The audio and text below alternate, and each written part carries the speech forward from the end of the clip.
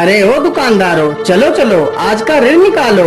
लेकिन राजकुमार जी, बस अभी अभी तो मैंने दुकान लगाई है। मालिक, अभी तो मेरे पास एक ग्राहक तक नहीं आया। मैं आपको पैसे कहाँ से दूं? अच्छा, मुझे बेवकूफ समझता है, मुझसे चालाकी करता है, सीधी तरह पैसे निकालता है या फिर तेरा सारा सामान नष्ट कर दूं? मालिक, मुझ पर दया कीजिए, मैं अभी आपको कुछ देर में ही पैसे दे दूंगा। बेचारा किसान गिड़गिड़ाता रहता है, लेकिन राजकुमार को उस पर जरा सा भी तरस नहीं आता और उसका सारा सामान नष्ट कर देता है।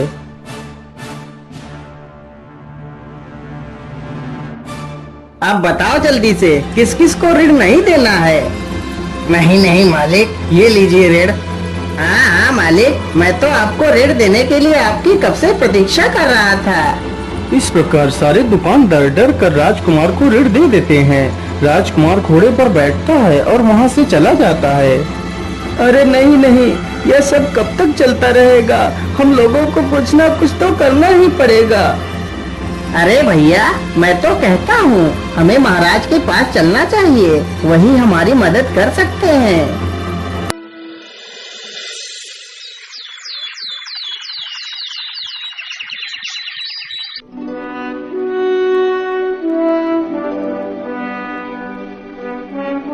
बोलिए गाँव वालों, आप लोगों को क्या तकलीफ है और आप लोग इतना परेशान क्यों दिखाई दे रहे हैं?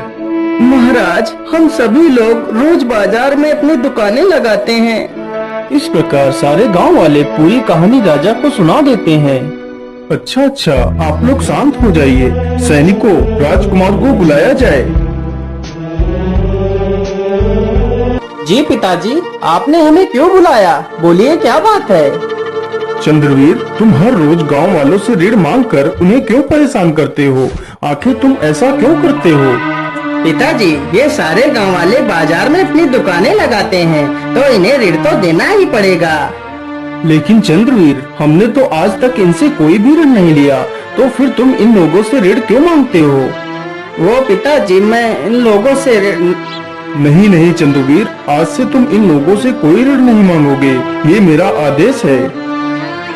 महाराज, आपकी जय हो, आपकी जय हो महाराज, आपने हमें बड़े संकट से बाहर निकाल लिया। ओहो, मेरी तो इस घर में चलती ही नहीं है, मुझे तो कोई कुछ समझता ही नहीं। चलो चलो, कोई बात नहीं, जब मैं महाराज बन जाऊंगा तो इन सब से चुन चुन कर बदला लूंगा। लेकिन ऐसे महल में बैठे बैठे तो मैं परेशान हो जाऊंगा। चलो चलो, कहीं घूमने चलता हूँ। मैं ऐसा करता हूँ, चलो आज शिकार पर चलता हूँ। इतने दिन हो गए, लेकिन मैंने किसी जानवर का शिकार नहीं किया। इतना सोचकर राजकुमार चंद्रवीर शिकार के लिए निकल पड़ता है।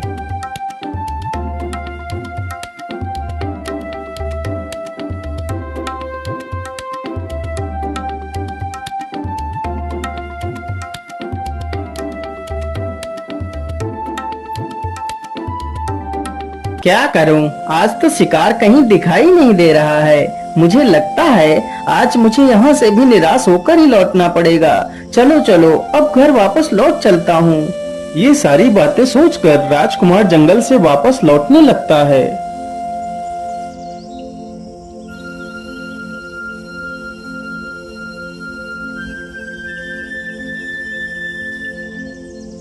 अरे वो क्या है? मुझे लगता है वह तो कोई हिरन है।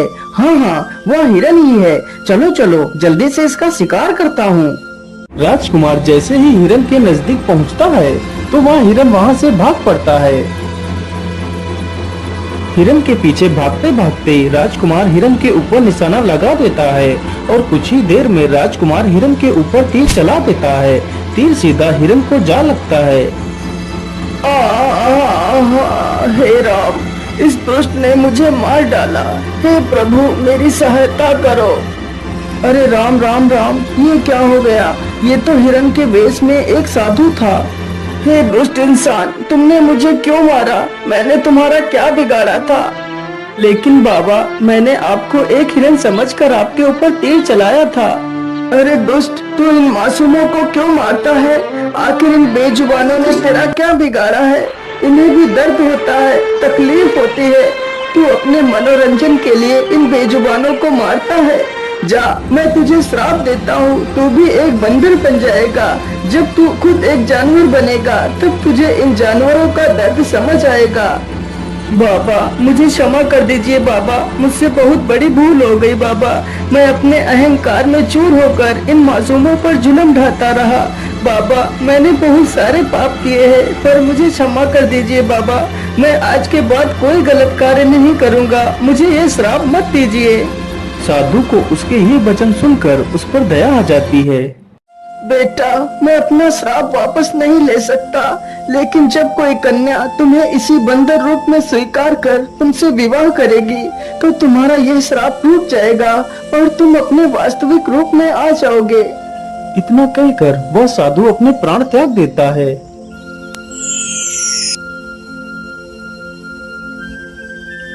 अरे ये क्या हो रहा है मेरे साथ? देखते ही देखते कुछ ही देर में राजकुमार एक बंदर बन जाता है। हे भगवान, ये क्या हो गया? मैं तो सच में एक बंदर बन गया। ठीक है, यही मेरे गुनाहों की सजा है। इतना कहकर वह बंदर अपने राज्य महल की तरफ निकल पड़ता है।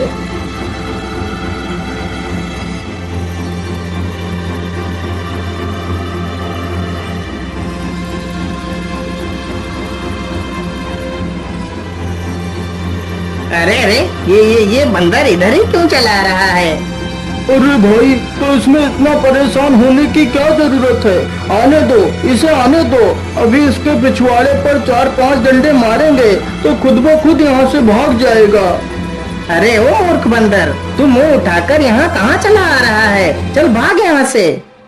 अरे सैनिक भाई, मैं राजकुमार हूँ, मैं कोई बंदर नहीं हूँ, मुझे अंदर जाने दीजिए।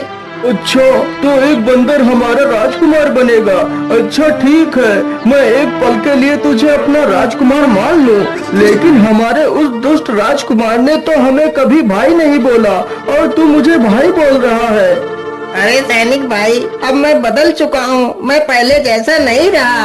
अरे हाँ हाँ, वो तो हम साफ साफ देख रहे हैं कि तू तो पूरी तरह बदल गया है, एक इंसान से बंदर बन गया है। अरे ओ मूर्ख बंदर, हम लोगों को बेवकूफ बना रहा है, चल भाग यहाँ से। इतना कहते ही सैनिक बंदर को 4-5 डंडे चिपका देते हैं। बंदर तुरंत ही वहाँ से भाग खड़ा होता है। हे भगवान, अब मैं क्या करूं? मुझे तो यह सैनिक अंदर घुसने ही नहीं दे रहे हैं। मैं अंदर कैसे जाऊं? मुझे तो बहुत जोर की भूख भी लगी है। इतना सोचकर वह बंदर वहाँ से चल पड़ता है। बंदर चलते चलते एक दूसरे राज्य में पहुँचता है।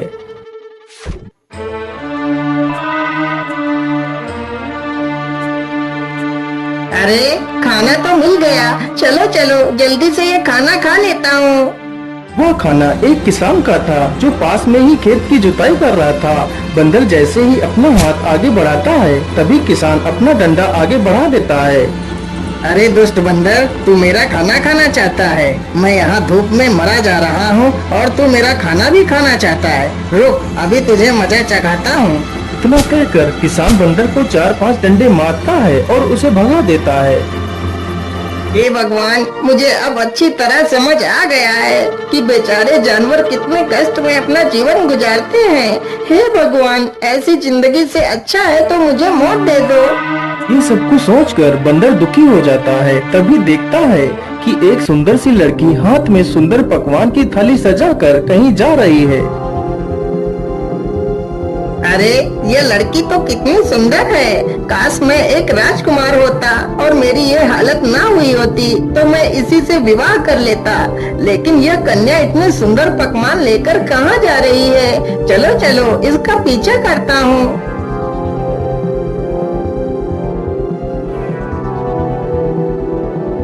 राजकुमारी खाने की थाली को ले जाकर एक गुफा के पास रख देती है और चुपचाप वहाँ से चली जाती है।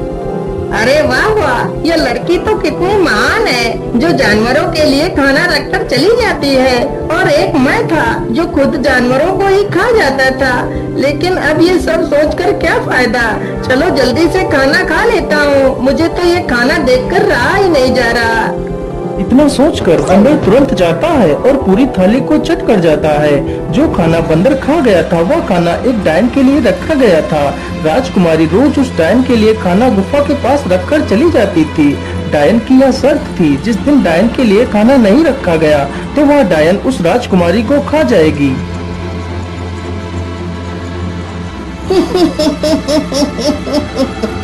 अरे ये क्या, आज तो मेरे लिए भोजन रखा ही नहीं गया और ऊपर से यह खाली थाली रखती। राजकुमारी, आज तू मेरे हाथों से नहीं बच पाएगी। आज मैं तुझे मार कर तेरा मांस खाऊंगी। हे भगवान, तो वह खाना इस डायन के लिए था, ये मैंने क्या कर दिया। अब तो यह डायन उस बेचारी राजकुमारी को मार डालेगी। अब मैं क्या करूं? अरे नहीं नहीं, मैं ऐसा नहीं होने दे सकता। बंदर इतना सोच ही रहा था कि तभी डायन राजकुमारी को उठाकर ले आती है। अरे राम राम राम, यह डायन तो सच में राजकुमारी को उठाकर ले आई है। चलो चलो, मैं भी इसके पीछे पीछे गुफा में घुस जाता हूँ।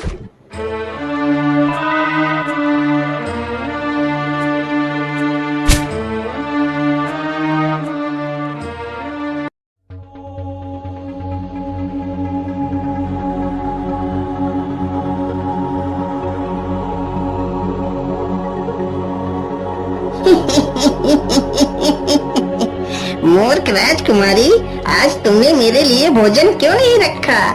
अरे आप ये क्या कह रही हैं? मैंने तो आपके लिए खाना रखा था। अच्छा, तो तू मुझे मूर्ख बना रही है। आज मैं तुझे मार कर तेरा मांस खाऊंगी। अरे बाप रे बाप, यह डायन तो राजकुमारी को मार ही डालेगी। मुझे कुछ ना कुछ तो करना ही होगा। तभी बंदर को एक मजबूत डंडा दिखाई पड़ता है। बंदर तुरंत उस डंडे को उठाता है और पीछे से जाकर डायन के सिर पर जोर से मारता है। इतना कहकर डायन वहीं पर गिरकर बेहोश हो जाती है।